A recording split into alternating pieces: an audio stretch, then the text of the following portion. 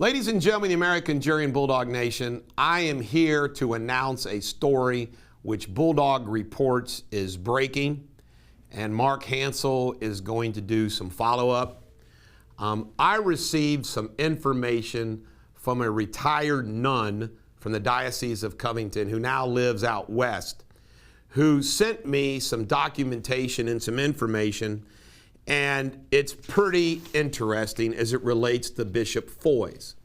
Now, everybody knows of the abusive scandal, the child scandal, the pre-scandal, the pedophilia, and it was just absolutely, it's just awful what happened, sanctioned by the church. And recently, I had reported that Bishop Foys had made a payment from the diocesan account to resolve a case that was against him. Well, I got some information. See, apparently, there is an account that the Bishop Foys has some discretion on. And what we're going to investigate is the bishop's relationship with a former Diocese of Steubenville, where Bishop Foys came, the Vicar General, Kurt Chemo, who pled guilty in Jefferson Common Pleas Court recently, where he admitted diverting nearly $300,000 in diocesan funds for his own use. And he made full restitution to the diocese.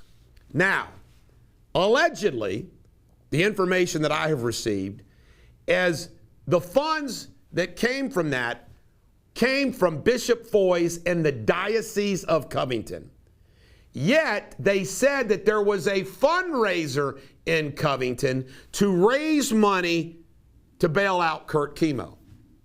So here is the question that needs to be asked of Bishop Foys. When was there a fundraiser held, by who attended, and who donated to raise the restitution money for Vicar General Kurt Chemo from Steubenville? Because there obviously would be a record of that. My information tells me there was never such a fundraiser, and Bishop Foys used Covington diocesan money to pay Kurt Chemo's restitution to shorten his sentence.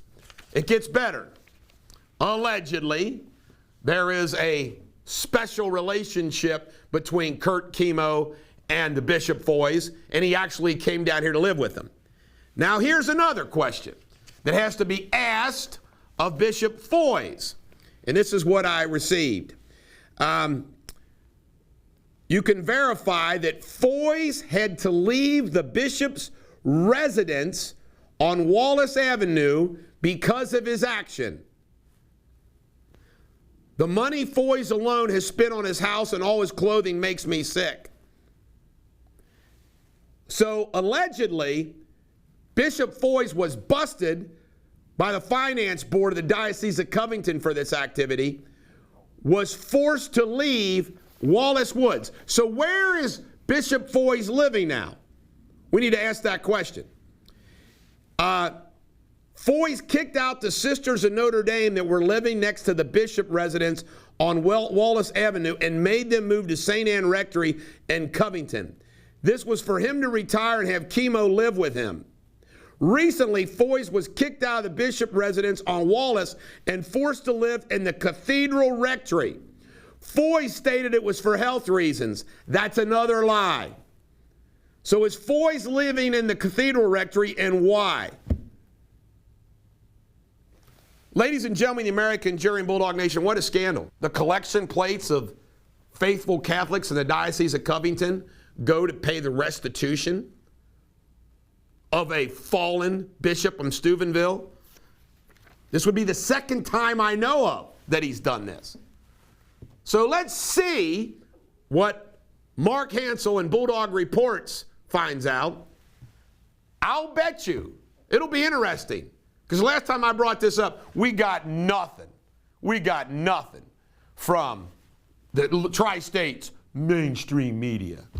This is the Bulldog. Every dog has their day. Bishop Foys, something else.